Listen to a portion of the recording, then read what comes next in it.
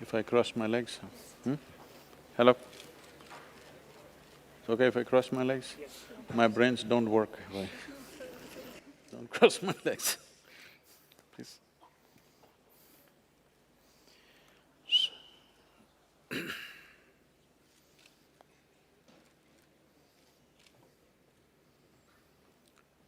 Jananam sukadham maranam karunam milanam maduram smaranam karunam kalavashadiha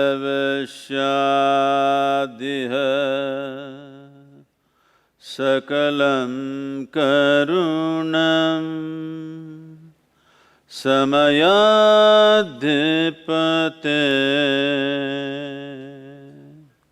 akilam karunam. Good afternoon. Yeah, I said good afternoon to all of you. Yeah, that's better. I thought you're not on talking terms with me already. Please. Good evening, dear Christites, respected faculty, revered Father Vice Chancellor, revered Father Pro Vice Chancellor, Registrar, dear members of the Isha Foundation. Hearty greetings on the occasion of the Golden Jubilee celebrations of Christ deemed to be University. Investor Inquest, which is organized by the Department of Professional Studies, takes charge of a series of lectures by people of eminence. And today's talk by our dearest Sadhguru is one such.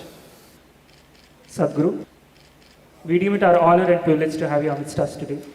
On behalf of all our Christites present here today, our humble gratitude to you for sparing time with us.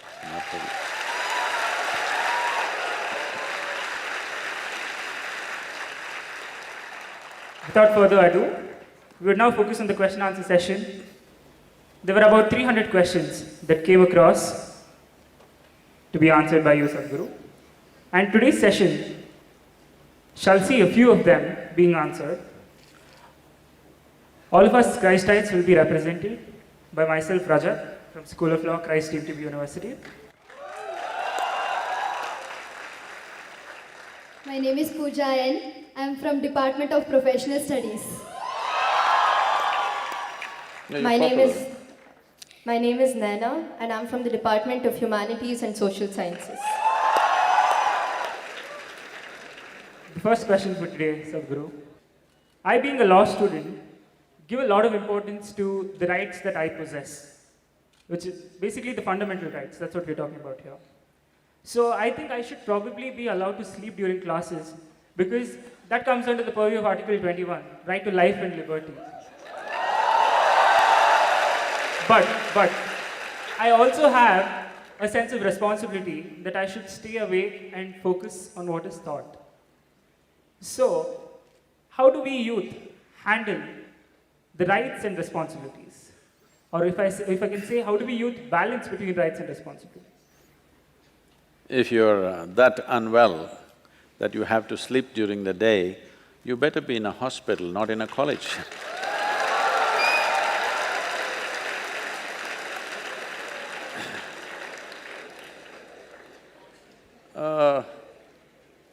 There are rights. Of course, there are rights. But isn't it your right to become a full-fledged human being? Is it your right? Certainly, yes. And isn't it also your duty to be a full-fledged human being for the people who live around you, that you're not a constipated human being? Hello? Is it not? So you have rights and responsibilities. They're never separate. It's your right. But if you exercise your right, it should be beneficial to everybody. If your rights are detrimental to everybody, including yourself, and a young man wants to sleep during the day, I don't even sleep during the night most of the time. How come you want to sleep during the day? This means you want to avoid life. See, there is life and death, all right? When you're young, probably you never thought about it, but you better think about it because before you know what happened, you'll be dead one day. Yes. Most people think other people die.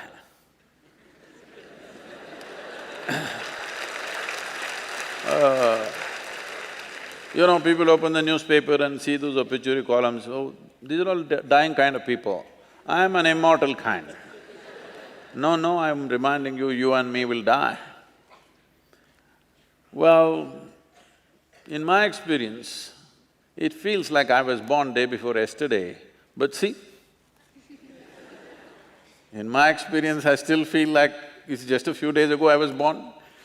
But time goes by. So, what you call as life is the dynamic nature of a certain energy that we call as life.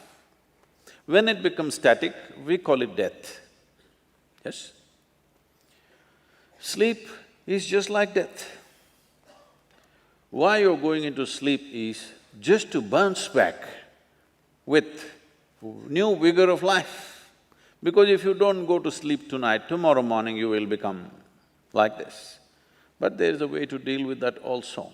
If you manage your energies properly, if you manage your body and mind properly, these days I'm getting a little lazy, otherwise for over 25 years, I manage with just about 2.5 hours of sleep on an average. Today I'm sleeping anywhere between 4 to 4.5 hours a day. But if I did not sleep for 3 nights and 3 days, nobody can make out anything is wrong with me, I will be the same, doing all my activity as I am. Why I'm saying this is, what you call as life is the dynamism of this energy. What you call as death is static. Sleep is static, isn't it? Well, some amount of it is needed because rest is the basis of activity. But we are only resting to be active. We are not resting to rest. Then you will rest in peace.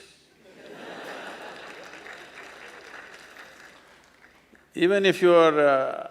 I don't know what is your sleep quota, being a lawyer. If you're sleeping 8 hours a day, let us say, safely, I can assume 8 hours. 8 hours a day, you're sleeping away 1/3 of your life. That is, if you live for 100 years, you actually lived only for 66 years. Rest you slept. If you came here to sleep, you can as well go to sleep, we can put you to sleep. What is the point? You came here to live, isn't it? Sleep is a small necessity, we have to take care of it. But have you come here to live or to sleep? You come here to live, that's only 7 people saying that. No, I didn't mean the college, I mean life. Maybe… Hey, you got a union?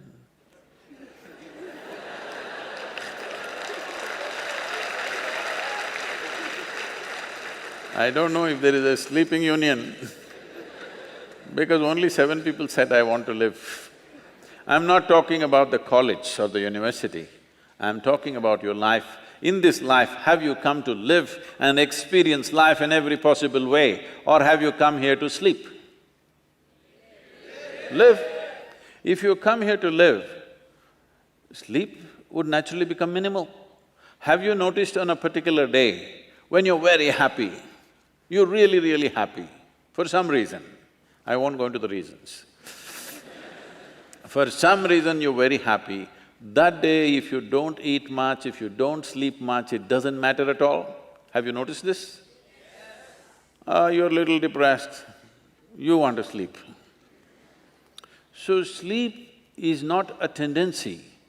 Because you have made your existence in some way burdensome, sleep is a relief from that burden. When life is burdensome, you want to sleep away.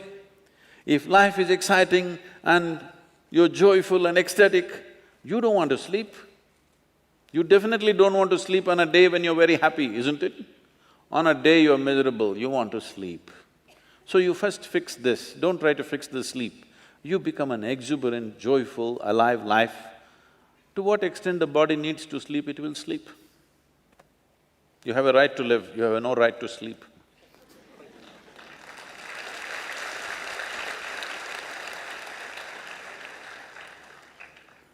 So the second question is, I often find myself in a situation where I'm not happy with myself. I compare my abilities, achievements, and even my appearance with that of others. Also, I think since I'm a humanities student, people around me constantly compare me with my other friends who have taken up medicine or engineering. And that really puts me off, and I think that's one reason for my low self-esteem. How do you think I can build up on my self-esteem and get rid of the self-hatred that I have? Well, this self-esteem, this self-confidence, all these things, unfortunately, have been sold a lot on the planet. Why do you need esteem? Why do you need esteem? Esteem is because you want to be little one-up on somebody else all the time. Unfortunately, our education systems were made like this, right from kindergarten. Who is first, who is second, who is third? You want to be first. So, your sense of happiness is only when everybody is doing worse than you. What kind of life is that?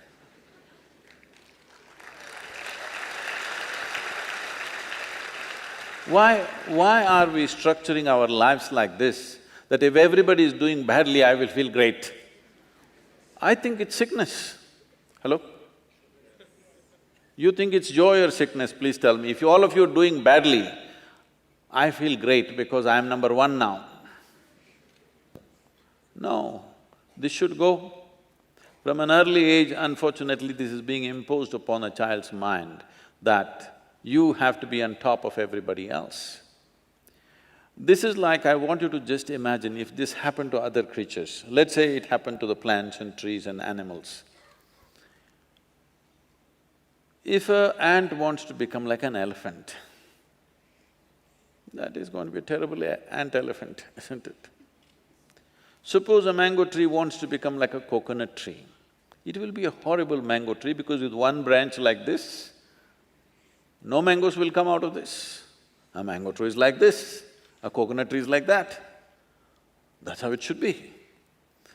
This has happened because in so many ways, people have put these things into your mind, what is good, what is bad, what is high, what is low, what is up, what is down. Because of this, you have never paid attention to every aspect of life in the sense. Maybe humanities people and lawyers and what are you? Huh? Oh, the accounting people. You never paid attention to these things. I spend a lot of time paying attention to all kinds of creatures, ants and grasshoppers and worms and everything. If you observe, let's say an ant, or let's pick up something little more than an ant, like a grasshopper, it's easier to see him. If you look at him carefully, whoever created this grasshopper has paid as much attention to a grasshopper as they have paid to this one. Please pay attention and see. When the source of creation has given equal attention to ant and you, who the hell are you to think an ant is a lowly creature and you are some superhuman being?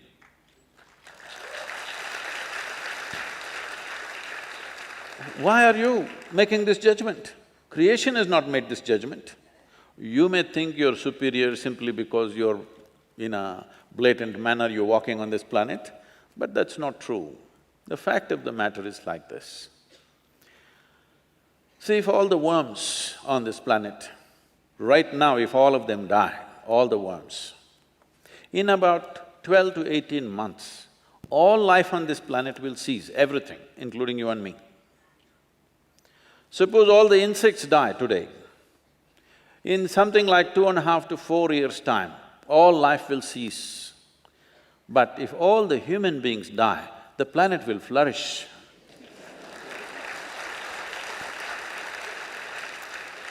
Yes, we make good manure. If human beings go away, right through this building trees will grow, isn't it? Yes or no? Everything will flourish. So, who the hell is telling you that you are the most significant life? This idea that the cosmos is human-centric is a stupid idea. In this cosmos, even this solar system is a tiny speck. Tomorrow morning, if the entire solar system evaporates, nobody will notice it. That's how small it is. In that tiny speck, planet Earth is a microspeck. In that microspeck, Bengaluru is a super microspeck. In that, you are a very big person with great self-esteem.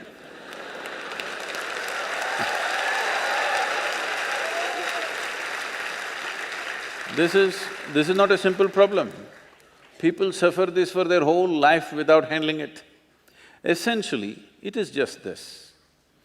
You have gotten yourself into a place where most human beings are in this place, you get yourself into a place where you cannot handle your own thought process and your emotion. That's all. You meet 50, 60-year-old people, they've still not figured how to handle their thought and emotion. These are basic faculties. When the hell are you going to learn how to use your thought and emotion?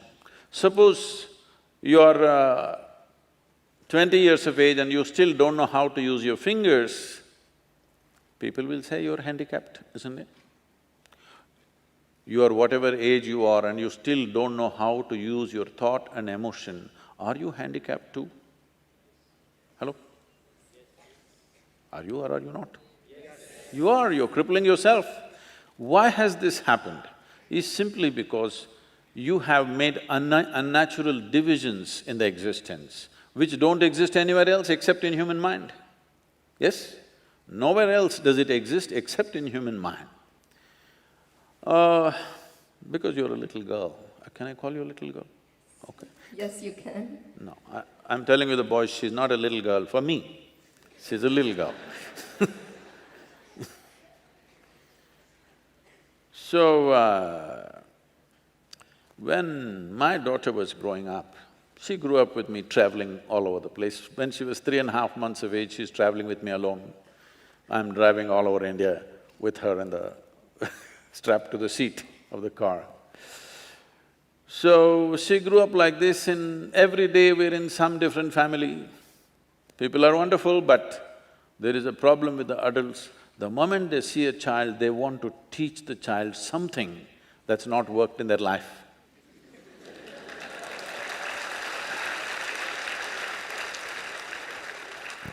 You should see, this urge is so compulsive. The moment they see a child, they have to teach, they have to teach.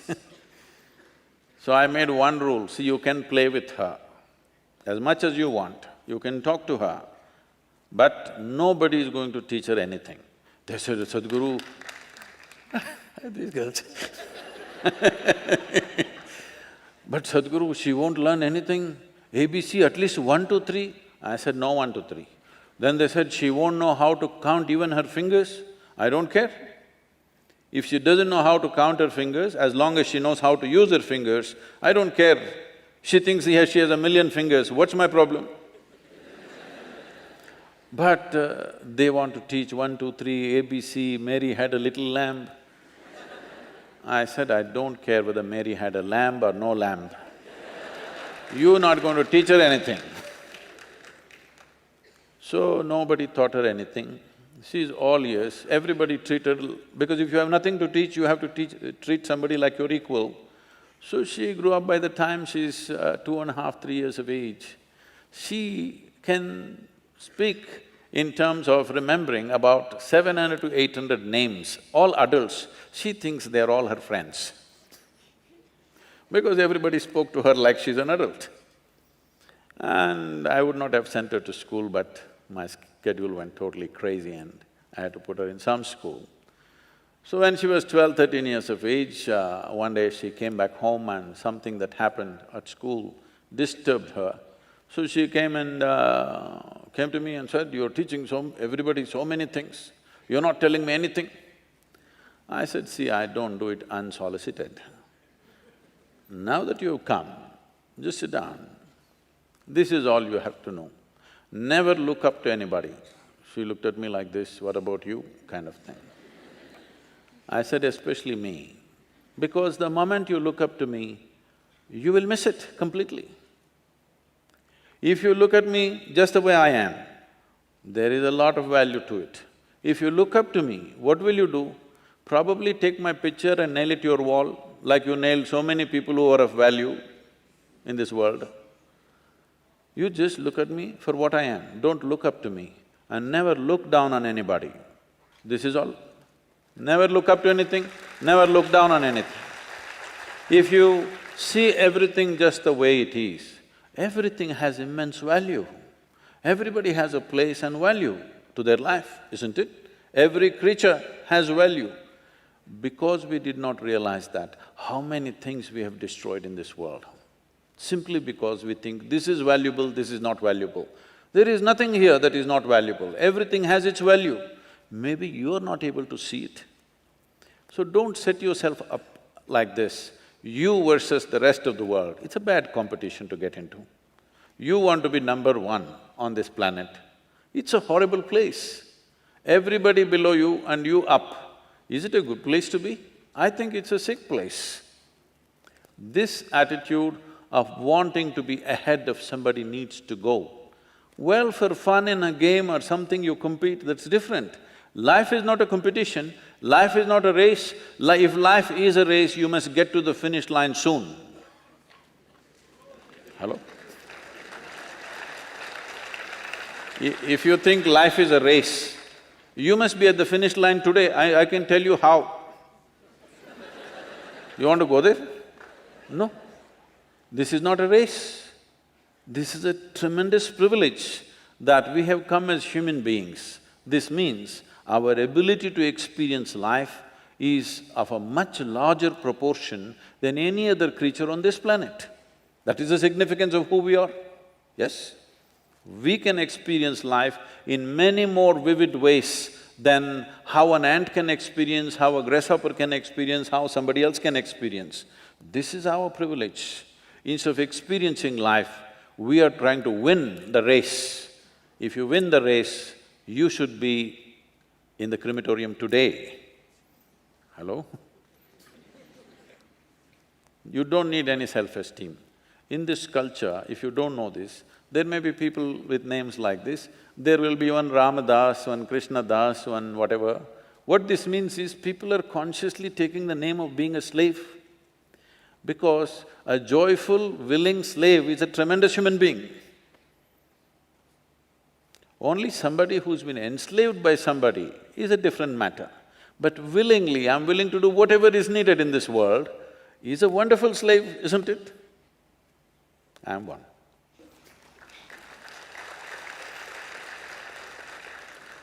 And the next question is, I'm sure many of my friends will relate to this question. We find no purpose in what we are studying, and and we feel we are studying just for the sake of marks. And we feel most of the times we regret for the decisions that we have made. We feel like trapped sitting inside the classroom. We want to go outside, explore the world, learn and do a lot of things outside the classroom. But we are also scared. If not studies, what else to do? If not studies, what should we be doing in our life? How to get rid of this confusion?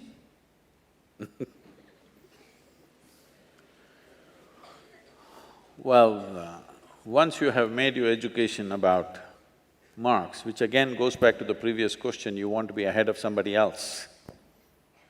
You want to be on top of the pile. Once you've made it like this, you being miserable is natural. You should be. I would be very disappointed if you're not miserable. Because you are trying to see that how everybody is beneath you, you must be miserable. Education is about an opportunity to explore things that you may not meet on the street. If you want to be outside in the Bengaluru streets, all you will meet is disordered traffic, okay? Whole totally disorganized traffic and terrible noise is all you will meet. At one time this was called a garden city, that's different. But education is about exploring those dimensions which you will not meet on the street. This does not mean you have not seen the street, of course you've seen the street, you have explored it, you did not find anything except plastic bags, filth, cigarette butts and this and that, you didn't find anything more than that, right? Hello? On the street. So that is why you came and sat in the class. But because you have chosen something which doesn't mean anything to you, you have chosen something because somebody told you, if you do this course, you will get a better job. Again, you want to be better than somebody, that's all. When you invest your life in doing something that you don't care for, in my opinion, you must be miserable. Otherwise, what is the point of making the choices? What is the point of investing our lives in something that matters to us? Because when we invest our life in something that matters to us, it may not be recognized by the world, you may not get good marks for it, but you are investing in your life to what really matters to you. Well, at this stage in your life, if you've not figured out what that is, it doesn't matter. All you have to learn right now is, we call this sadhana, okay? In the spiritual parlance, this is called sadhana. What sadhana means is, the word sadhana literally translates as a tool. So this is about sharpening your tools, learning to use your body as a tool, learning to use your intellect and mind as a tool, learning to use your emotion and energy as a tool. Everything that you have should become your tools. That means they take instructions from you and do things for you. Right now, if you say, I'm miserable, essentially, you can give it 1,000 reasons. Simply, the basic thing that's happening is your intelligence is turned against you, that's all. Hello? If you remove half your brain, you will sit peacefully. Yes or no? So the problem is intelligence. Your own intelligence has turned against you. Now you can call it misery, now you can call it depression, now you can call it all kinds of things. You can give as many exotic names as you want. Essentially, your intelligence is not your sadhana. That means, it is not in your hands to use it the way you want. It is turned against you. If you sit here, you're miserable by yourself. This means what? If you're with me and miserable, you can blame it on me, Sadhguru, it's because of you I'm miserable, I am okay. But if you sit here alone and you're miserable, you're obviously in bad company, isn't it? Hello? So, this is one thing you must address. Education is not just about learning. All this learning business will be useless and meaningless in the next 5 to 10 years. Once the machine learning comes, everything that you can learn in 20 years, one little gadget will know. Your phone can do 10 PhDs a day. That's what is going to happen in the next 5 to 10 years. Because we have been misunderstanding memory as intelligence. Everything that you can do with your memory, a machine will be able to do better than you. So education is not just about learning, education is about learning to use yourself, learning to use your body, your mind, your emotion, everything in a certain way. It's very important that you know how to remain focused on something that doesn't mean a damn thing to you. It's very important. See, people who'll say that they lack concentration, they fall in love with the neighborhood somebody. Oh, they're fully concentrated. So it's not that they lack concentration. They say, I don't have good memory. Show them a suspense thriller movie, every scene they will remember. So their memory is pretty good. Only thing is, they have not learnt to use their mind in such a way, it doesn't matter what, they can apply themselves. If that is not there, you will not make a headway with your life. all the time world will not be throwing the kind of ball that you want to hit. Do you understand? When you go and stand at the cricket pitch, they're not going to throw the ball, the kind of ball that you want to hit, they will throw that ball that you cannot hit. Yes or no? Only when you hit that ball that is difficult to hit, then people will say, you are fantastic. Otherwise, you will be playing baby games all your life. I will do only what I like, I'll do only what I like. Where is the question? See, people come to me and say, Sadhguru, we want to do the spiritual sadhana. Sadhguru, what do I have to do to get enlightened? Oh, it's a big order.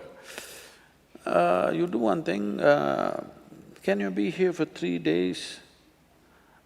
Sadhguru, day after tomorrow evening, my uncle's daughter's niece, they're piercing her ears. I have to be there. Oh, you want to get enlightened? Uncle's daughter's niece, ears being pierced and you have to be there. All right, 2 days we have, you do this, this and this for these 2 days. Sadhguru, I don't like this. Okay, you do only what you like, you do one thing, write down things that you like and give me. Give me a sheet of paper and a pencil. I have never found anybody writing 3 or 4 things, maximum. In this entire cosmos, you like 4 things? Are you nuts? I mean, see, if I like only 2 people here and I don't like anybody else here, am I not kind of imprisoning myself? Hello? Am I not seriously constricting my life? I like only these 2 people, I don't like anybody else here. Is it a big, crippling of myself? Yes or no? So why do you decide what you like and what you don't like? Whatever the hell you have to do it with full on. Whatever, it doesn't matter, because this is not about learning. This is about learning to use yourself in the best possible way, learning to use your body, your mind, turning this into your tools, that you have the handle in your hands.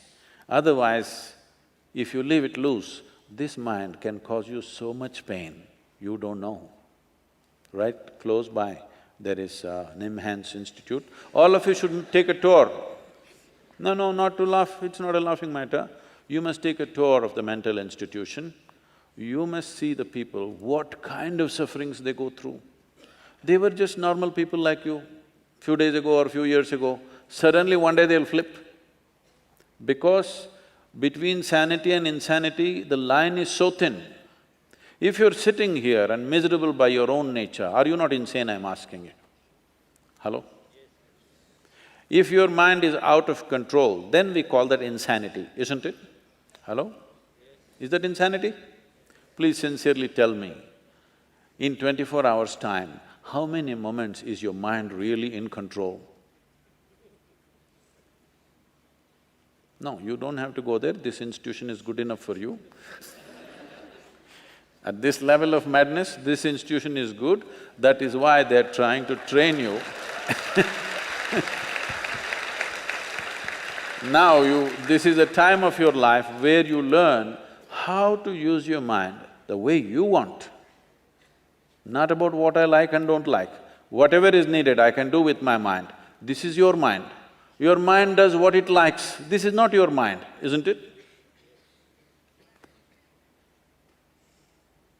The next question is, there are times when we feel worn out. It might be because of the external pressure or emotional trauma that we are going through, or because of the lack of inner strength. In such a situation or such a circumstance, what do you think would help us get back our interest and enthusiasm in life? Oh, worn out? How old are you? Can I ask how old are you? Okay. No, we won't tell you that. No, at this stage in your life, you should not be worn out for any reason. As you said, emotional trauma. So you need to understand this. These are all become regular words to be used in the society. People think they have a right to be stressed. See, if you say, I'm stressed out, I'm worn out, I'm tense about something, tension, stress, all this, people think it is their right. It is not your right. It is a great disaster that you're unfolding upon yourself. Because stress, anxiety, all these things means you just don't know how to manage your thought process and your emotion, isn't it? Or even your chemistry. To look at it in a very fundamental way. See, what you call as peacefulness, what you call as joyfulness, what you call as blissfulness, what you call as ecstasy, what you call as agony, what you call as misery, what you call as anxiety, what you call as stress, all these experiences of life, pleasant ones and unpleasant ones, all of them have a chemical basis to it, yes or no? There is a chemistry attached to it. Suppose you lose your peace today, what happens? First thing is you will snap at somebody who is at home, they always give the first dose. But people think it's natural, it's normal rather. Then you pick a quarrel with your neighbor, it goes on. Then on the street you will yell at somebody. Then you come here and shout at your professor. Now people know you need medical attention. The moment you start screaming in a place where it's going to have serious consequences for you, people know you need medical attention. If you go to your doctor, initially he tries to talk you out of it, usually it doesn't work. So the next thing is he will throw a pill into you. You take this little pill, you feel little peaceful. Not for good, at least for a period of time. It works in a limited way. What is this pill? Just a little bit of chemicals. If you put these chemicals, you're becoming peaceful. So what is peace? Certain kind of chemistry. What is joy? Another kind of chemistry. What is ecstasy? Another kind of chemistry. What is misery? Another kind of chemistry. Every human experience has a chemical basis to it. And now, this is the most sophisticated chemical factory on the planet. Do you agree with me? Most complex and sophisticated chemical factory on the planet is here. They say what is happening in a single molecule of DNA cannot be done in all the chemical factories on the planet put together. That much complex chemistry is happening. Now the question is only, are you a good manager of your chemical factory or are you a lousy manager? That's all the question is. Yes? If you manage a chemistry of blissfulness, people are always asking me, Sadhguru, how day in and day out with such variety of activity, how are you like this? I keep my factory is managed by me, not by my enemies. Your factory also must be managed by you, isn't it? If you manage this chemical factory, will you create chemistry of blissfulness or chemistry of stress, anxiety and other things? Blissfulness. That's your choice? Yes. Very nice. If that is your choice, I'm sure that is the choice for everybody when it comes to themselves. You may want something else for your neighbor. What you want for your neighbor may be debatable, but what you want for yourself is 100% clear, isn't it so? Hello? Highest level of pleasantness you want for this, yes or no? Why such a simple thing is not happening? Simply because there is no sadhana. That means you have not turned the tools that have been given to you as your tools. See, we were trekking in… every year we are trekking in Tibet. So I'm in a tent, I'm doing some work, writing something. Another person is cutting an apple, and there's one more person in the tent, and that person tells this person, be careful, it's a very sharp knife. This irritates me, because I call something a knife only if it's sharp.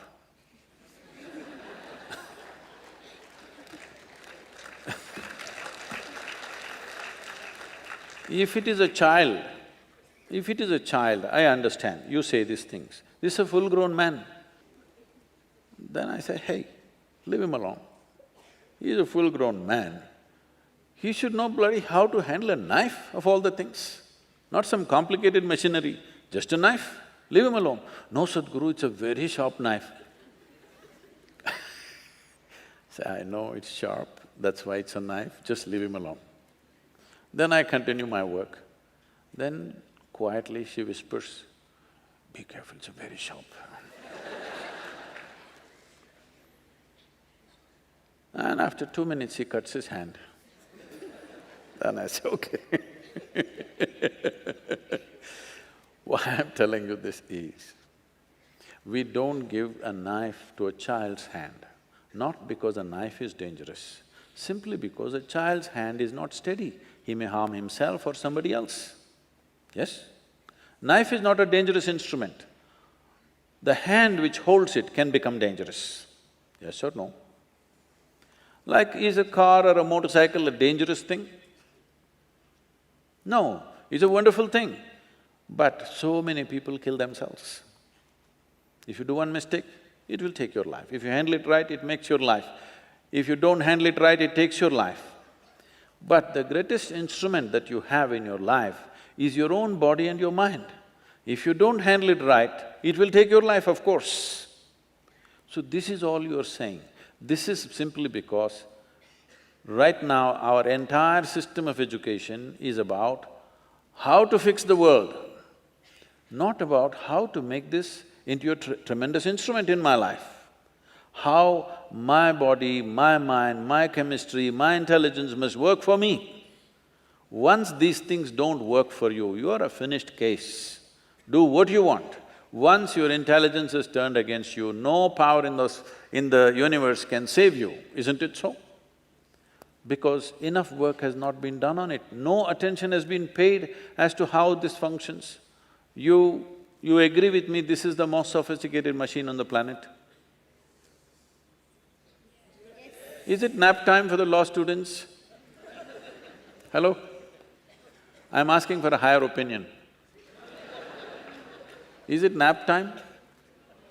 No. Is this the most sophisticated machine on the planet? Have you read the user's manual? Oh. When are you going to read it? Because in this society, people are telling you, you do all those things after 70 years of age. When you're no good for anything, then you read the user's manual. If you buy a phone, should you read the user's manual in the first 3 days or after 3 years when you're discarding the phone? Huh? Earliest possible time you must read if you want to make use of that instrument, isn't it? So this is what sadhana means. Sadhana means not doing something crazy. Sadhana means doing whatever it takes so that my body, my energy, my emotion, my thought is in my hands.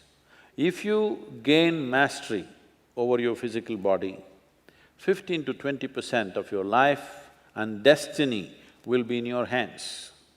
If you take charge of your mind, 60 to 70% of your life and destiny will be in your hands. If you take charge of the very life energies that you have, 100% of your life and destiny will be in your hands. Young people should do this first before you mess with the world. Before you mess with the world, you must fix this, isn't it?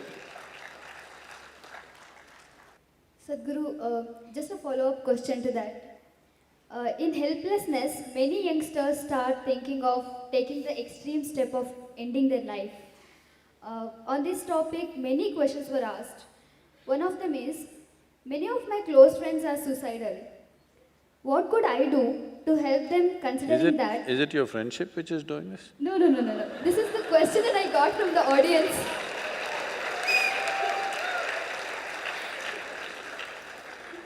This is one of the questions. Oh. I thought you were quite a friend. Okay. That person want to know that how can that person help her friends help her friends get rid of this thought. And they don't want to do yoga. That's a rider, huh? So, let's answer from this end. First of all, what is yoga? Well, right now unfortunately even in this country where it all began, people's idea of yoga is actually a rebound from the American coast. They think yoga means twisting yourself into various postures, impossible postures, that you should look like a leftover noodle.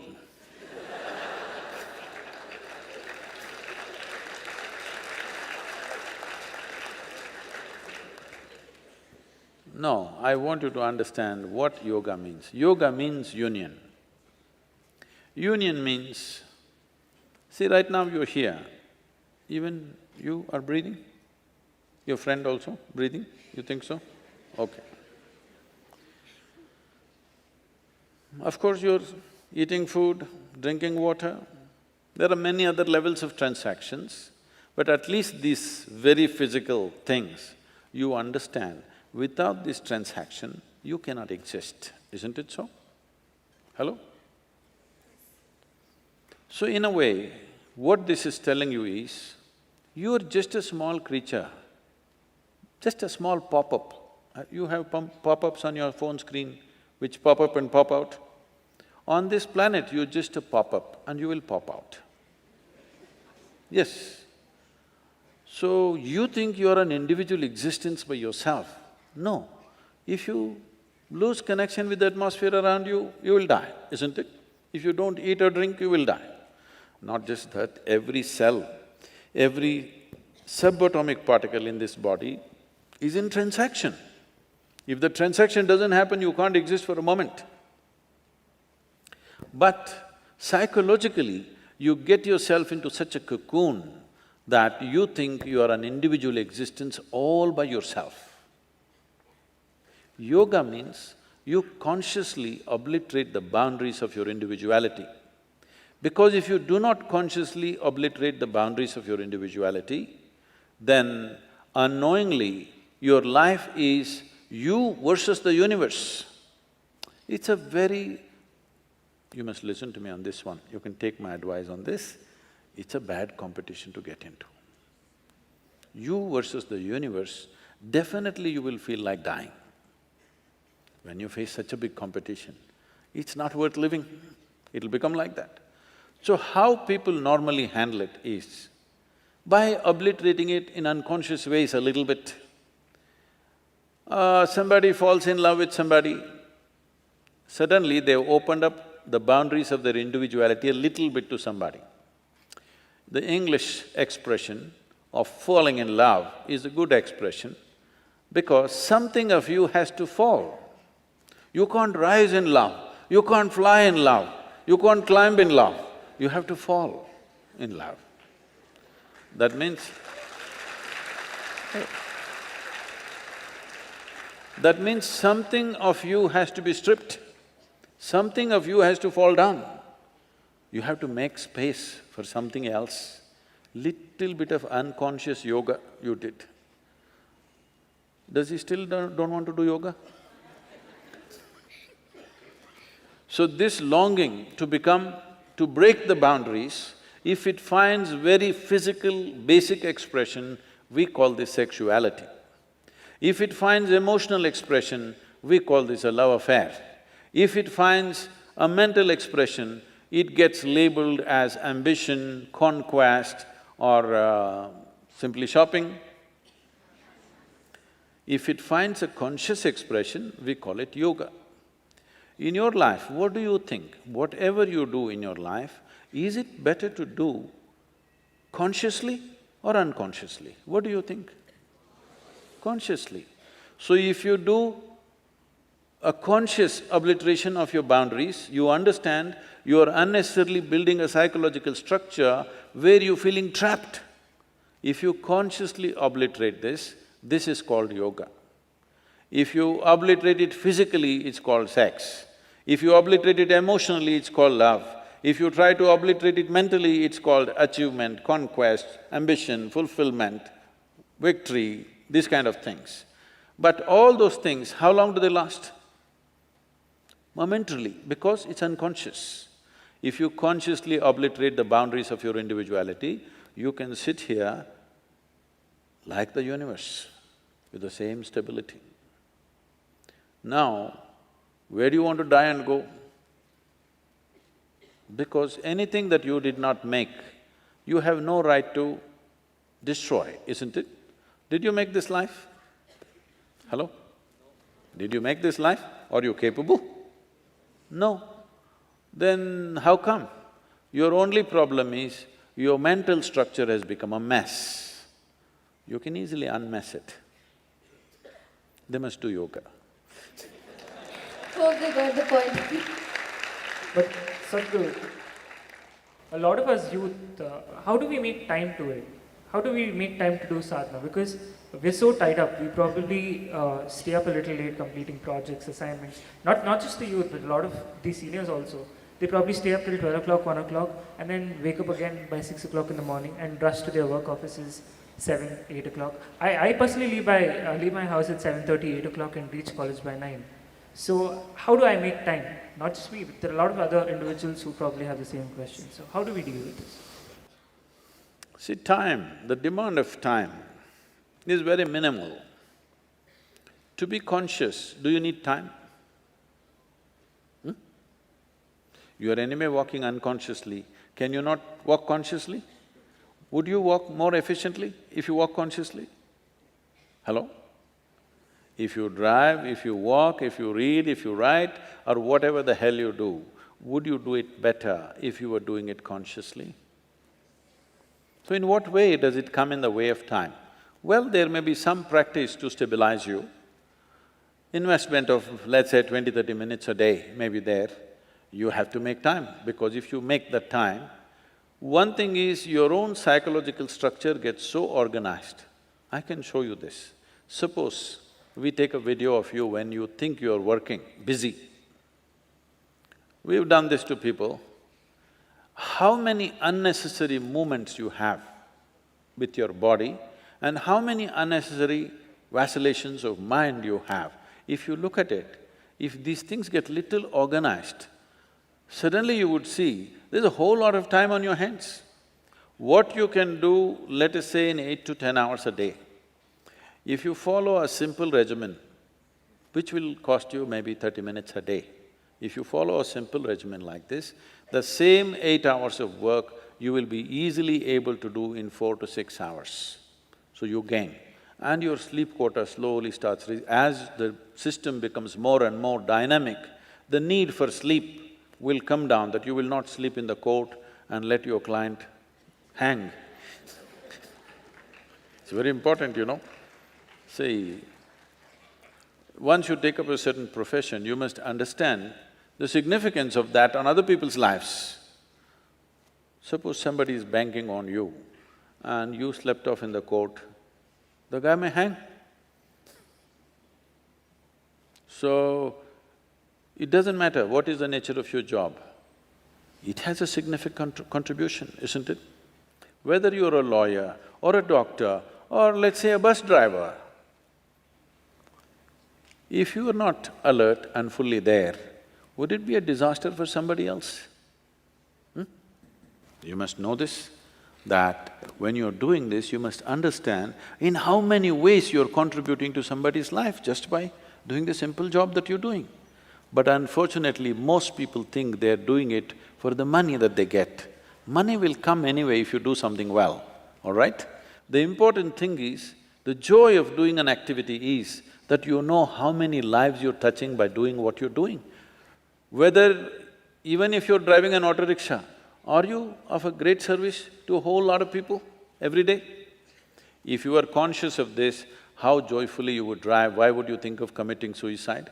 The world would be not against you. Right now you have made yourself into a cubicle, a small cubicle, your own cubicle that you built, and it's a prison that you built but you can't break. Why this happens to you is because Because of fear of suffering, people build a wall of self-preservation. For their self-preservation, they build a wall. The walls that you build for self-preservation are also walls of self-imprisonment. When you think there is a threat, you built a wall around your house. But after some time, even if there is no threat, you cannot come out of your house because there is a wall. This is the nature. You must understand this. There are two dimensions to you. There is one dimension of you which is always looking at self-preservation. There's another dimension of you which wants to expand all the time, wants to step into new territory all the time. Why this is happening to you is, even if physiologically if you have to look at this, within your brain, there is another brain which is called the reptilian brain, which is just about the size of your fist. This is the size of let's say a crocodile's brain. It's a reptilian brain. That part of your brain is always talking about how to fix boundaries, how to safeguard yourself. Self-preservation is its prime quality.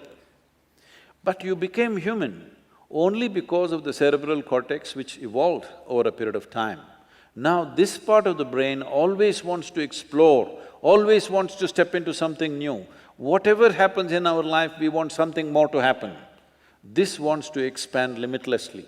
Which one do you want to empower within your life is something that you have to take charge as early as possible in your life.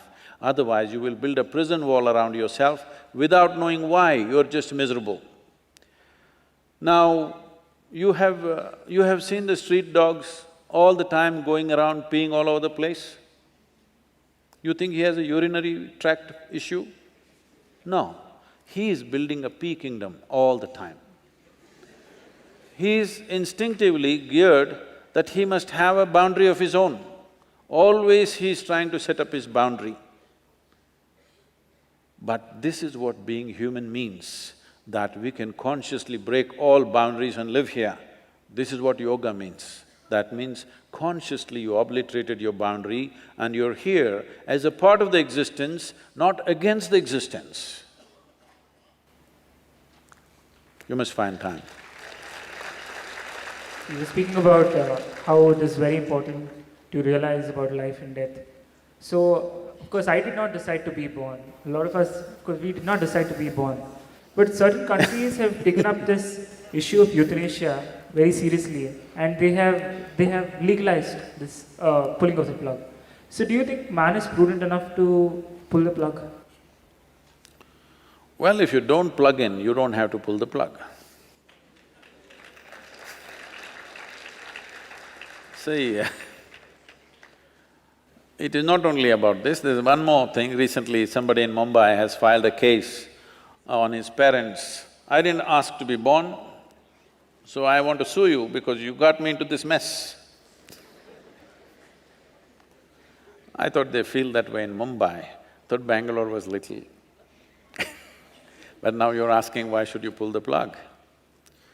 It's like this. You know, our center in United States is in Tennessee. The nearest town is called McMinnville. Tennessee is called a volunteer state because in the Civil War, the Tennessee people volunteered and made a difference. They fought as volunteers. They could have gone both ways because they're in between state, but they volunteered for the South. So they're called a volunteer state. That culture of volunteering is still there. So there are volunteers. All kinds of people volunteer for all kinds of jobs. So there is a hospital where every day, Sunday morning, every week rather, Sunday morning at 11 o'clock, somebody dies. So Tennessee being what it is, devil's work is happening, something is happening, all kinds of excitement and imaginations happened. 11 o'clock, anyway somebody will die in that hospital. It became a routine. Then we went every Sunday morning, 11 o'clock, because they all go to the church in the morning and after 10 o'clock they're volunteering in the hospital. Every week, 11 o'clock somebody dies, just around 11 o'clock. Then we found out that there is this… in Tennessee is the Jack Daniel land, okay? They're soaked in whiskey a bit. So one of those soaked in whiskey kind of volunteer comes and he has to scrub the floor. When he's scrubbing the floor of the ICU, he sees all these cables are in his way, so he unplugs all that, scrubs everything and puts it back and goes. By the time he's finished scrubbing, every week around 11 o'clock somebody dies. So unplugging what is this? Oh, it's not the… Unplug with Sadhguru, you know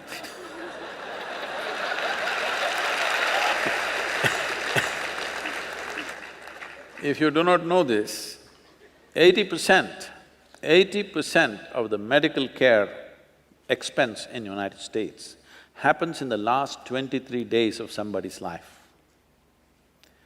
That is nearly $3 trillion bill, all right, is the medical care. In that, 80% is spent in the last 23 days. If people are willing to die 23 days early on an average, nearly $2.5 trillion the country could save. And those 23 days are not wonderful 23 days, those 23 days are this kind of days. They have to check every few minutes whether you're alive or dead, that kind of aliveness. So, because we have advanced in medical science, we are able to drag it and drag it and drag it as if we should not die. No, it is very important, we should live gracefully. When time comes, we should die gracefully. This doesn't mean you don't give them medical care, but when a judgment is made that there is no way for this person to recover, it's best they go home, quietly die. Unless they're in a painful condition, some pain medications can be given. There's no need to go on pushing them one more day, because all this does is, this is just feeding the medical industry, that's all. This is not doing any good to that person, nor to the family. It is just feeding the medical industry, it has to go. But how to take this call is a difficult call. It's a very difficult call. People may start misusing it in so many different ways. So we have to set up a system that misuse can be almost eliminated or minimized to the minimum level, because people may start misusing it. The families may misuse it, the doctors may misuse it, some enemies may misuse it. If people have wealth, so much misuse may happen. So, we need to take care about that. But at the same time, this is a misuse of science also, that a man, in every way the life wants to go, but you don't let it go, you want to push it one more day because the bills are going up. It's not right. So, it's a hard call to take, but we have to take that call somewhere. The next question is, Sadhguru, human body is made up of an unimaginable number of atoms, particles and molecules, and even the mind is really very complicated. With these two complicated instruments, how is one expected to live a simple life?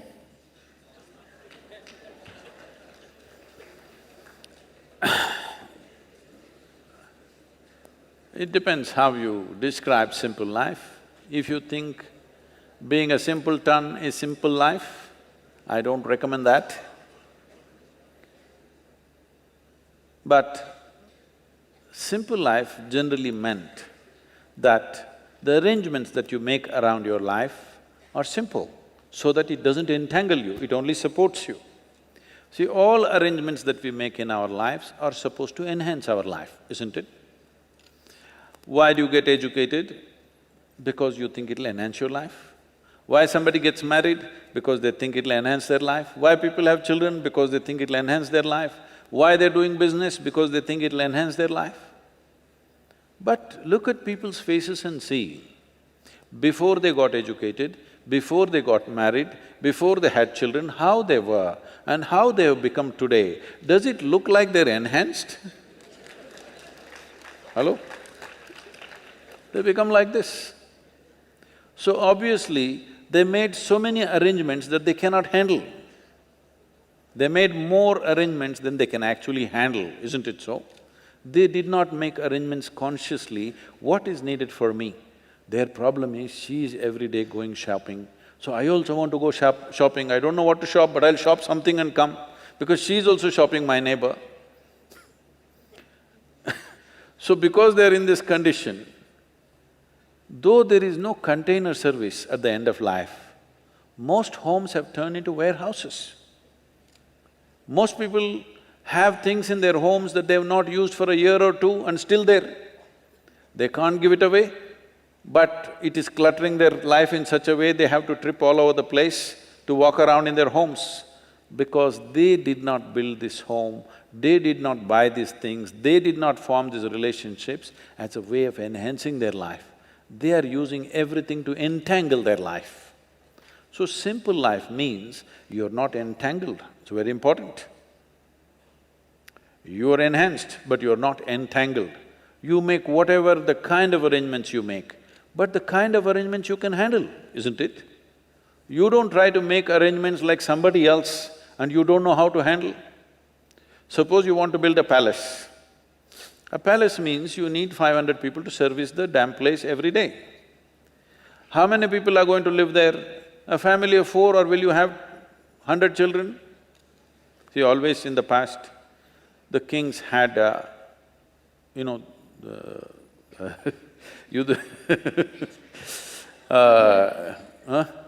Mahabharata. Yes, 100 children, all right. You planning something like that? Then don't make such arrangement. Then do not make such an arrangement. Why do you make an arrangement that you don't need? If you make an arrangement that you don't need, these arrangements will become entangling. So if you… what kind of arrangement is best for you? You just make that. This is a simple life. Simple life does not mean you're a simpleton, all right? You keeping it in such a way, anytime you… wherever you need to go, you can go, whatever you have to do, you can do. I was, because our center is in Tennessee,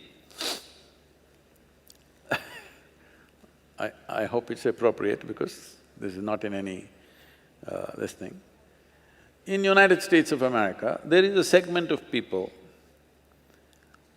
who believe that next time when Jesus comes, he will come in United States. Generally, it's believed he will come in Mount Olive in Jerusalem, but now US people are saying, why will he go to Israel? That's not a good place to go. He will come in United States. So they asked me a question like this in a large gathering, Sadhguru, what do you think? Jesus will come in United States or in Jerusalem?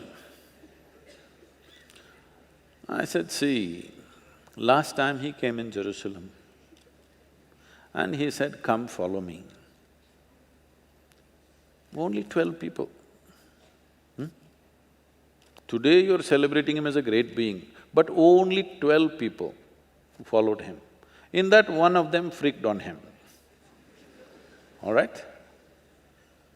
But if he comes to United States today, if he says, come follow me, you have a bank loan, student loan, car loan, house loan, holiday home loan, you are mortgaged for 45 years. If Jesus says, come follow me, nobody will be there because everybody has to go to the bank. So you have entangled yourself in such a way, even if the most significant things happen, you can't change the direction of your life. Hello?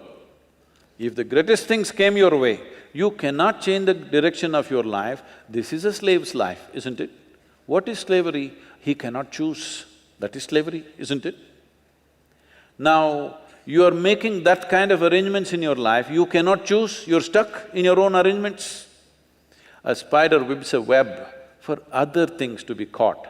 But if you're that kind of a spider, you build a web in which you are caught, you're a stupid spider, isn't it? And most human beings are in that condition.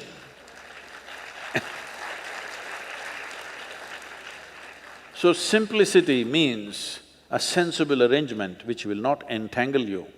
You made an arrangement in such a way, If something significant happens here, you are going this way, if something really significant happened this way, you can go this way. Your arrangements will not trap you. That is a simple life. This is an intelligent life.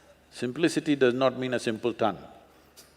If you are smart enough, you will make arrangements that support you, not arrangements that entangle you, isn't it? As a part of Sadhguru's global campaign to answer questions regarding truth and sharing words of wisdom, he started the Youth in Truth campaign and the Unplug with Sadhguru series. We will now have a few questions from the social media. So the question is, Sadhguru, is it alright to be ordinary or should I be special at something? And this question is asked by Shruti. That reminds me, there was a time when Isha Yoga, we used to print a brochure called Isha Yoga, from ordinary to extraordinary. It was a 7-8 day program. People came and day 1, day 2, they said, "Sadhguru, you said something special will happen, nothing special happened to me." Where did I say anything special will happen? No, in the brochure it said ordinary to extraordinary. I said ordinary to extraordinary.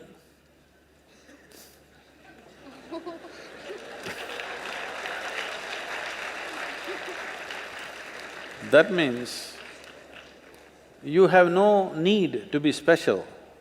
You became far more ordinary than everybody else. And other people think you are extraordinary, that's their issue. But you have become very ordinary, more ordinary, you are consciously ordinary. Because wanting to be special is a sickness. I want to be special means what? Again, I want to sit on top of everybody's head? No, just be ordinary. Ordinary is very extraordinary because creation is extraordinary, isn't it? An ordinary ant, an ordinary leaf, an ordinary flower, aren't they extraordinary? Hello? Tell me which is just not worthwhile in this creation. Just look at it and tell me. Just tell me one blade of grass, can you create it, if it's so ordinary?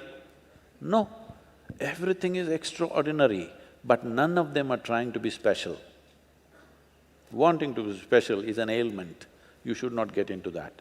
Well, to be yourself as ordinary as possible so that you don't have to pretend, you don't have to act up, you don't have to prove anything to anybody, this leaves you enormous amount of time and energy. You were asking about time. If you… see, once you don't have to do this, I'm just joking, okay? See, I get every day 10 minutes more than you simply because I don't care how I look. If I have to remove every hair on my face, 10-15 minutes it'll take. That too, you have chosen to take away everything, it's easier. Suppose I want little, it'll take much more time, one hair more if it goes away, you know, so much repair I have to do. So you just want to be ordinary. This is how life made you. Creation made you like this, must have some intent, isn't it? So, if you just shift from looking good to being good, you will become very ordinary and very wonderful.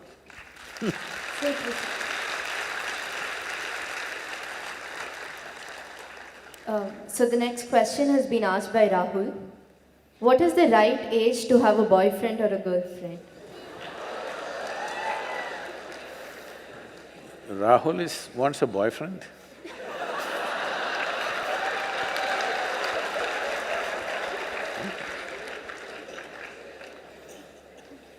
It's legal.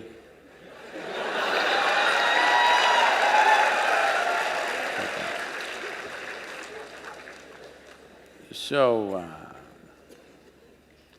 I think every child has boyfriends and girlfriends. Yes? When you were 3, 4, 5 years of age, didn't you have boyfriends and girlfriends? You had. Now you are giving it a new meaning to this simple friend. Well, A friend need not necessarily mean you have to get physical with them. Hello? This is something that you have picked up from certain societies where body is everything. See, why is it so that today it has become like… This was only in United States, but today it's everywhere. If you say a relationship, people think it's a body-based relationship. Well, don't I have a relationship with you right now? Don't you have a relationship with your parents, your friends, your teachers? You don't have a relationship? Hello? Yes. But you cannot say, if you say, I have a relationship with my teacher, they will think, oh, you are doing some hanky-panky with your teacher. Why have we become like this? See, the problem is just this, your intelligence has been hijacked by your hormones. If I say, you are my friend, that means I must mess with your body, is that a necessity? Hello? Can't we be? Okay, you're a girl if you're my friend, but I can't say you're my girlfriend because it'll be understood in a different way. Why this has happened is, we are giving too much significance to body-based relationships. You must understand, there are relationships deeper than the body. You can hold such profound relationships with people without your body being involved in it, isn't it so? Possible or no? Well, body-based relationship may be necessary with somebody, that is fine, that's your choice. But that is only possible in a limited way. But friendship and relationships are possible at various levels with enormous number of people, possible or no? You can hold intimate relationships with thousands of people. I have very intimate relationship. The way I'm sitting here right now, I assume a certain intimacy with you. But if I use the word intimacy, people think two bodies should be rubbing. See, if two bodies are rubbing, only skin is touching, all right? Skin is the outermost cover of who you are. How can that be intimate? I don't consider that intimate.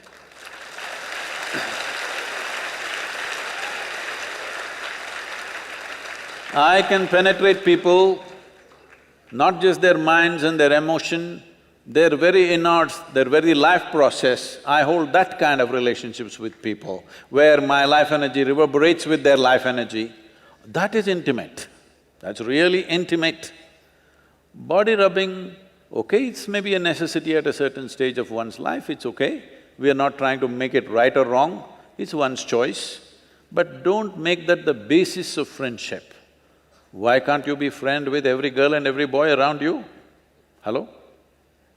So, essentially you're asking, at what age should I go into sexually oriented relationships? Is that what you're asking?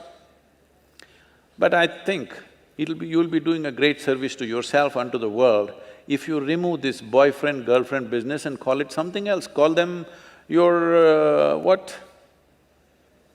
Romance or your love affair or whatever, because friend, the word friend must be released from the body. It's very important. Otherwise, friendships won't happen. Everybody will be like this, because if I say you're my friend, she's afraid. Unnecessarily, isn't it? If I say she's my friend, she will fear, what is he up to? How is he my friend? Release the word friend from the body, it's very important. Let friendships happen all over. Well, body-based relationships happens with another individual, that's different, that's your choice. At what age? See, when you're in education, as I said, first you make these instruments. If you don't take charge of these instruments at this stage in your life, believe me, your own body, your own mind will trip you in so many ways right through your life. You won't ride them, they will ride you. That should not happen. At this stage in your life, let the focus fundamentally be on how to grow yourself to the best possible place within yourself. Don't be in a hurry to live. Living will happen a little later. If you live too early, you will not live too well. Don't try to live too early. I am not a moralistic person to tell you, do this, don't do this. If somebody has such a compulsive need, they can do it. But everybody need not make it a trend that if you're in college, you must have a sexually oriented relationship with somebody. There is no compulsion like that. There is no such rule that it must be so. One can grow. There is a… I've spoken this before, but I must tell you this. Among the mango farmers, there is a practice. If you… across India, this is well known. If you plant a mango sapling, within 12–14 months, flowering will happen when the season comes. A mango farmer meticulously removes every flower from the plant because if you let it go, it will bear fruit. 1 or 2 fruits will come out of this little plant. Only those which are not allowed to fruit up to 3 to 4 years will become full-blown trees and bear lot of fruit. Those plants which bear fruit too early will never become full-fledged trees.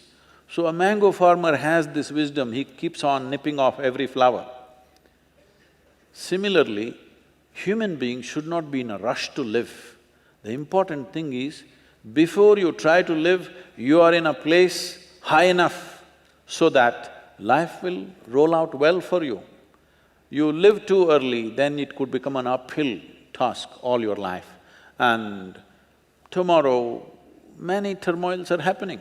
See, if you go to Western universities, right now, I was just at Ross Business School just this week. I was at Ross Business School, then in Harvard Business School, and if you look there, I don't know what's the percentages, but people tell me, or if you just look around, you will see, most of the faces there are Indians, Chinese, and like this.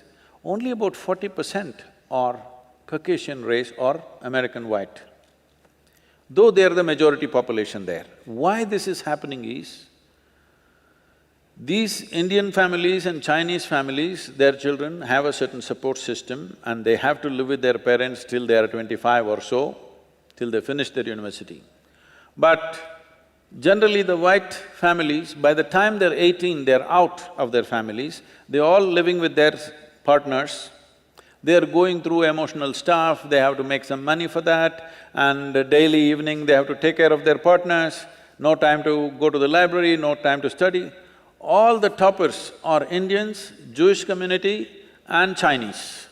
You just see across the universities in United States. So what does this mean? A whole lot of Americans are not even finishing university simply because they have a boyfriend and a girlfriend going, and it will not always go smooth, things will happen, daily turmoils, problems, you know. Every day these things are happening. So, it is very important, this will not come back to you. This time of your life will not come back to you. People were asking me, Sadhguru, why are you doing this Youth and Truth? Wherever I go, one common refrain is, when I meet people, they say, Sadhguru, where were you when I was 20? Now you come when I'm 60, what am I supposed to do? Then I decided, okay, let me step out and meet all those people who are below 25 years of age. That's why this Youth and Truth movement started. Now, you need to understand that this is a time of your life when you're at the highest level of energy.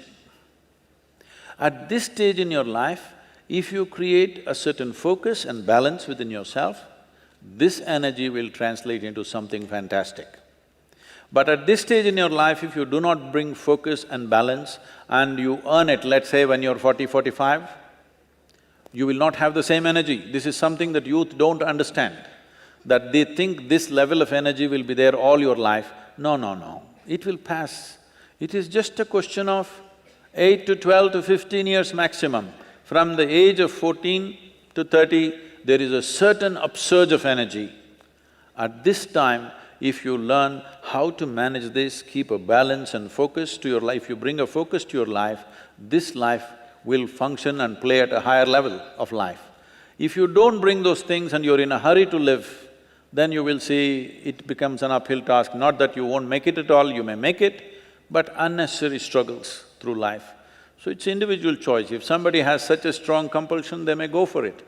Don't make it a trend that if you're in a college, you must have a body-based relationship, not necessary. The floor is now open for all fellow Christites to ask questions. So if there are any, yeah. My name is Sinchana from the Department of Management Studies.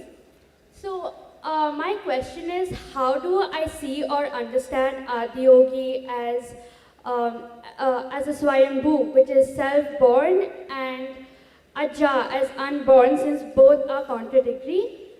Also, he is referred as limitless and nothingness.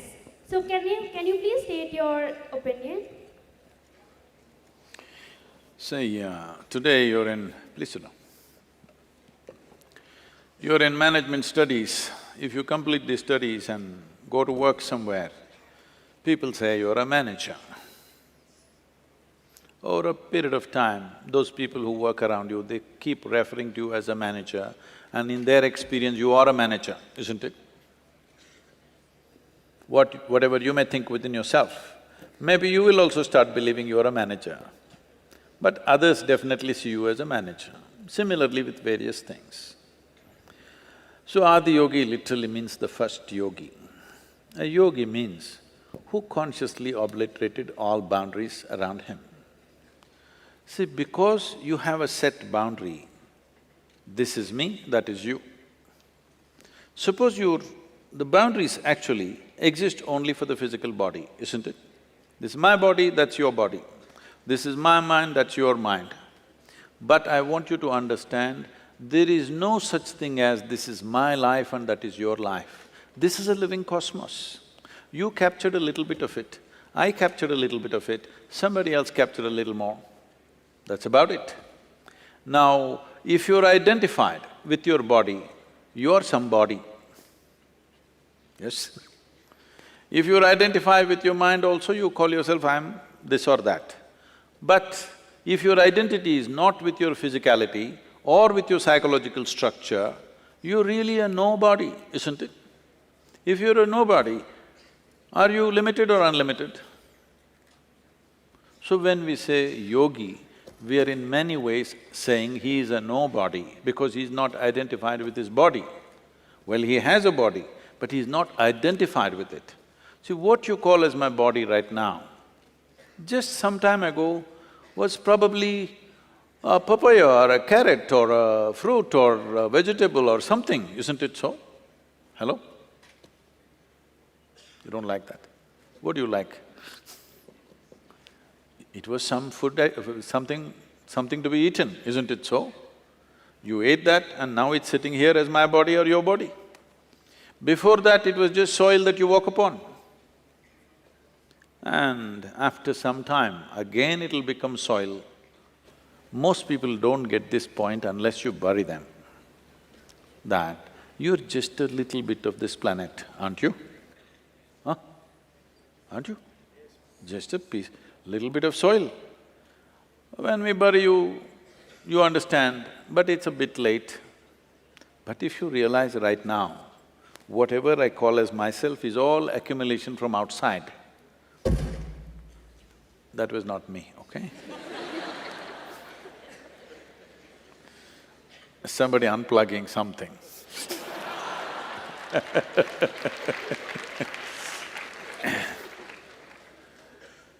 So, if your identity is not with things that you have gathered, what would you identify with?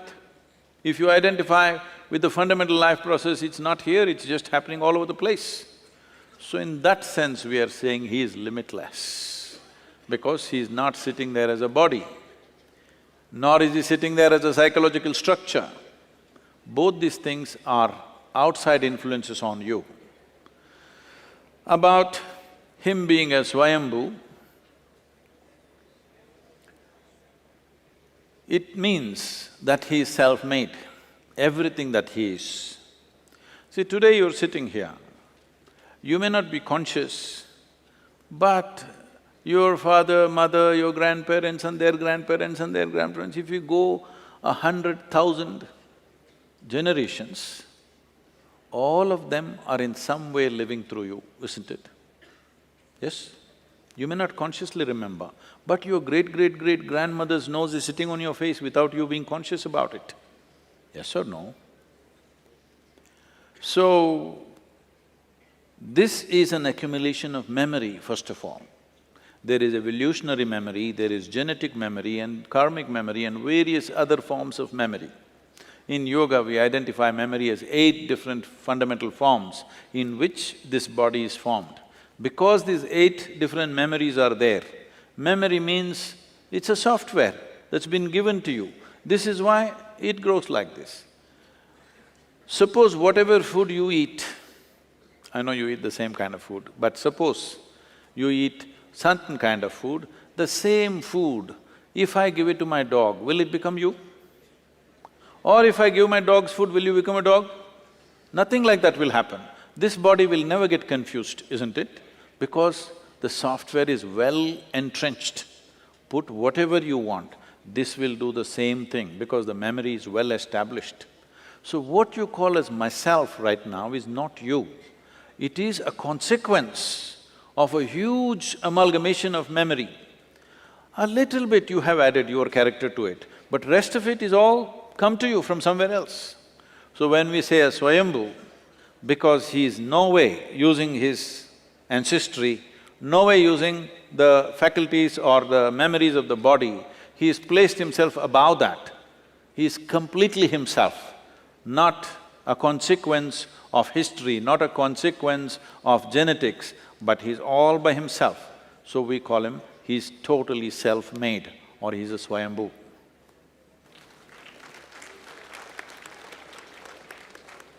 Namaskaram, Sadhguru. My name is Prashant. Where are you? Okay. Namaskaram.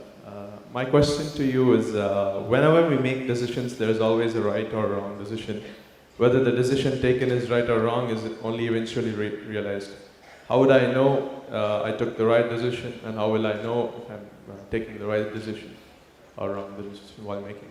But why are you copying a question, huh? Copying it, that's what I had in mind, so I wrote it down. Okay. No, I was never so interested in the examinations, I never bothered. But I saw when I was in college, lot of people inside their sleeve, here, there, everywhere they've written and all kinds of chits and things, but they were all copying answers. Question you copy because… No, I'm not trying to make a comment on you because this is everywhere. Because you are creating such a level of conflict within yourself for every simple thing that you think you could always be doing something wrong, something wrong, something wrong. Well, joyfully do something wrong, it's okay. Hello? Nobody knows really whether they're doing the right thing or the wrong thing. Do they know for 100%? No. So don't bother yourself too much about is this right, is this wrong. It is just that when you do something, is this bringing well-being to me and everybody around me? That's all your concern is. People who think they're always right, they're terrible people. You produce tyrants out of this. I am always right, I made all the right decisions in my life. This is a tyrant. This is not a human being. It becomes a very ugly human being who does everything right. You don't have to do right things. Just be a little more human. Just make sure when you do something, it's good for you and good for everybody around you, that's all. It is right, it is wrong. Who is to decide? If it's bringing well-being to everybody, it is the right thing, isn't it? Nobody can decide what is right and what is wrong because for 1,000 years they've debated the same things and nobody has come to a conclusion as to what is right and wrong. And people who believed they're doing the right things, they did the most horrendous things to each other, always. So instead of looking at right and wrong, which is a consequence of a morality in which you believe, why don't you awaken the humanity within you? Why don't you become a living humanity? Humanity means just this, already we spoke about this. Animal nature means fixing boundaries. Human nature means expanding or including everybody into your boundaries because this is a natural longing. Wherever you are, you want to be something more, something more. What is this? This is because your intelligence has come to a place where it doesn't like boundaries. It wants to expand. This is human nature. Human nature is naturally inclusive. Animal nature is exclusive, it wants to fix boundaries. So instead of being in boundaries of right and wrong, even if somebody is wrong, let's include them and do the best we can. Because the moment you think, I'm doing all the right things, everybody looks wrong in your life. See, please sincerely address this and see, most people are in this condition. Except themselves, everybody is wrong somewhere. If everybody is wrong and only you're right, it's a sign of madness, it is not a sign of being right. So do not waste your time in right decisions, wrong decisions. When you are reasonably balanced and clear and happy, not frustrated about something, make a decision, throw your life into it, something wonderful will happen. You may not do the right thing, but you may do a great thing, you may do a wonderful thing, that's good enough. How far will I go? What will happen? Well, that depends on various things, your own intelligence, your competence, and the times in which we exist. You should not discount the times in which we exist. At different times in history, different things take off. We may be in sync with it, what we are may be appreciated today, or what we are may be appreciated tomorrow, or what we are may be appreciated after we are gone. But whatever we did in our life, we did with total involvement, because life is in its involvement, life is not in its correctness. Your involvement must be unbridled. Whatever you do, see how everybody's well-being is included in this. If you are an inclusive process and you're involved, it is fine. Are you right or wrong? Right or wrong, till the last day of your life, you cannot really decide what is right and wrong, because there'll always be another set of people who say this is wrong, isn't it? Can we have a question from the top, please? Namaste, sir. My name is Lekashri. I'm from Institute of Management. My question is, how to learn accepting the truth? Because most of the time, truth is bitter and it is a hard part. So I always tend to make a few adjustments and assumptions which will make my life little easy, but I'm far from the truth. So how do I start learning, accepting the truth and following the hard path and being right? Okay. Right now there are more conclusions in this than questions. First of all, you have concluded truth is bitter. Let's understand this, what truth is. Right now, if I take this object and leave it now, it is going to go this way. Yes? Hello? Ma'am, yourself? If I leave it now, this is going to go up. That's the truth. No? Hello? No, it'll come down. Is it bitter? This is what truth means. Truth means you figured out how life works. You observed, you didn't make it up. A lie means you made it up. Truth means you observed. You paid enough attention to life that you realized this is how it works. Why will it be bitter? If you discover how it works, will life become smooth and easy or bitter? Most complex things you can do effortlessly because you know how it works. When you do not know how something works, that's when life is bitter, isn't it? So whoever is telling you truth is bitter, they've invested too much in lies, what to do? You have a law… No, I was asking for a lawyer's opinion. So do not make such conclusions. Truth means, see, only truth works. Please listen. Only truth works, but you cannot accept it right now. So I want you to see it this way. Observe life. What really works on all levels of life must be the truth. Huh? What really works on all levels of life must be the truth, isn't it? So please pay attention. There is no acceptance or rejection. How can you reject something that really works wonders for you? How will you reject it? I'm asking, how can you reject it? Can you? That's it. Please. We'll have one last question. No, because of that. We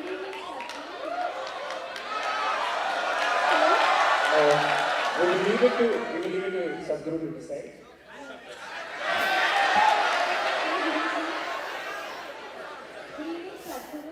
Let them ask.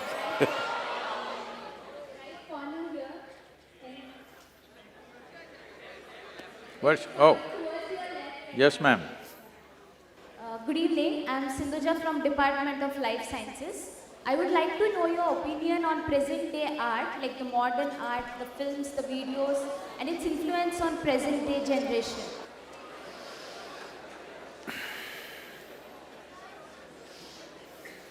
Oh, they're not interested in art, but I'll answer this question, please. It happened once. Mrs. Murjani was in Paris and she's a high socialite. She went into a modern art museum and she looked at each piece of art disdainfully and made nasty comments about everything. Then she came and stood in front of a frame and said, "Who did this horrible piece of work?" Then the curator said, "Ma'am, this is not artwork, this is a mirror." So, well, if you're talking about modern art, there has been some spectacular modern art breaking all norms and creating something really beautiful, intricate and wonderful. At the same time, a whole lot of, let me not say whole lot, quite a bit of modern art has turned bizarre. Everybody wants to do something different without a purpose. When you want to desperately do something different, you turn bizarre. This has happened to modern art, this is also happening to fashion, that modern art and fashion, I wouldn't say everything, but a segment of it has turned quite bizarre because you can see a desperation to be different from somebody and doing something utterly crazy. But essentially modern art as a terminology came because Europe was the main place of art, that's how it is considered. Indian art was never considered art for whatever reason, because here people wanted to depict life as it is. But European art was clearly framed. If this means it belongs to this category, this means it belongs to this category. So artists felt suffocated by this European coldness of separation from one form of art to another. So some people broke those limitations and that was called modern art. So, I think its better word is contemporary art, nothing modern about it. One thing we must understand, if you are an artist, you should not believe you're creating something. Everything that can be created is already created, we can only imitate. If you imitate well, you're a good artist. You believe you're creating something, that means you have not opened your eyes and looked at what's happening in nature. If you pay enough attention, just about everything that can be created is created. There are over 1 trillion creatures on this planet, varieties of creatures on this planet. If you look at one and the other, you can't believe with what purpose that kind of color, that kind of design and that kind of artistry has been done. If you pay enough attention, there is nothing to create, but we like to play the creator a little bit, so we can do it, but we should not believe we are creating something. We are just remix, we are doing a little bit. It's fine, it's human ingenuity, they want to do something. But this desperation to be different should go in art. It should be more an expression, a colorful expression of what may be in your mind or what you see around you, that's fine. As we come to an end of today's wonderful session with Sadhguru, at the outset, I'd like to thank the Department of Professional Studies for organizing this wonderful event. A huge round of applause to you guys on behalf of our classmates. But that boy from the political sciences…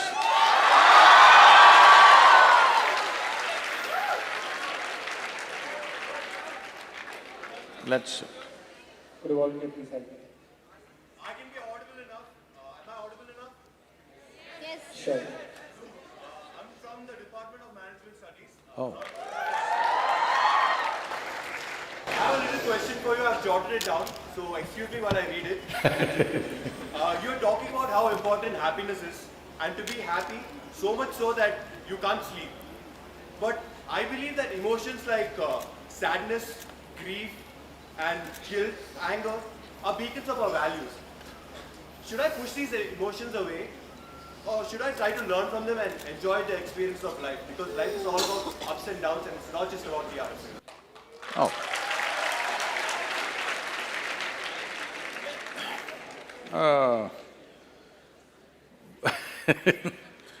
Well, the problem is that most human beings are always busy trying to weave philosophies to sustain their limitations. Because you are not able to be ecstatic every moment of your life, then you will say, peace is the goal of life. When that is also not possible, you come to a philosophy, sadness, misery, anxiety, frustration, everything is part of life, we must go through all that. Let's look at it this way, do you ride a two-wheeler, a motorcycle? Huh? Then I hope you won't have ups and downs, ups and downs. You want to be up, because the down consequence is different. Similarly with life, the down consequence is different, only that if you're among people who are always in those conditions, that they are up and down, you think you're normal. If you're riding with people who fall down every 2 minutes, if you're riding with toddlers who fall down off their little bicycle every 2 minutes or 5 minutes, you think it's normal. But if you're riding with somebody, I lived on a motorcycle but never really fell off. Maybe small spills but never really injuries and things, though I literally lived on a motorcycle at one time, I value that I was always up, never down.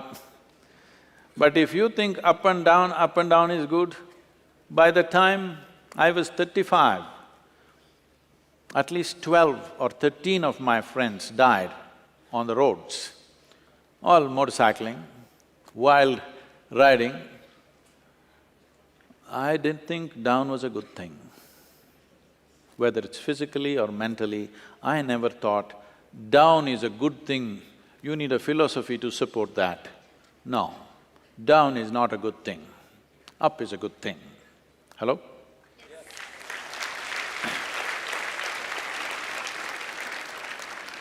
If you think you can learn only painfully, that's a sad way to learn. You can learn joyfully too.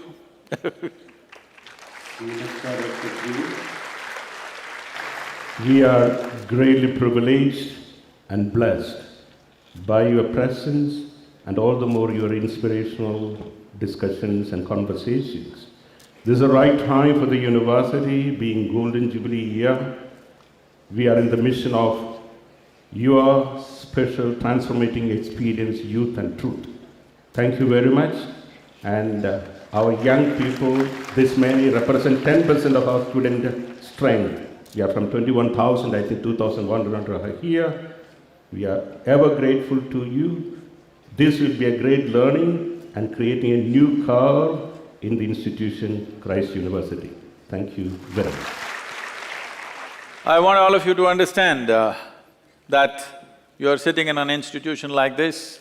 For each one of you who is here, in this country, there could be 1 million young people who are not able to be in an institution like this. So, it's very important that you make use of your time here in such a way that whatever you learn and acquire and what you make out of yourself being here, in some way it is useful for everybody in this country and the rest of the world. Please make sure that your life is a significant life. It's very important. You should not just pass as one more life. You must be a significant life because you have the privilege of being in an institution where knowledge is available, many skills are available.